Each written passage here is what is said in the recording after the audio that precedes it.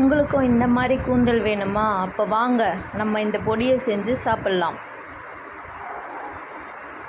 நம்ம இப்போ என்ன பார்க்க போகிறோன்னா, கருவேப்பிலை பொடி செய்யறதுக்கு எல்லா இன்க்ரீடியண்ட்டும் எடுத்து வச்சுருக்குறோம். ஃபஸ்ட்டு இன்க்ரீடியண்ட் வந்து கருவேப்பிலை. இதில் வந்து வேர்க்கடலை, பூண்டு, உளுத்தம்பருப்பு 1 கிளாஸு, கடலைப்பருப்பு 1 கிளாஸு. 1 கிளாஸ்னால் நாங்கள் வந்து ஒரு 100 கிராம் எடுத்திருக்கோம். இந்த கிளாஸ் அளவு. இந்த கிளாஸ் வந்து 100 கிராம் அளவு.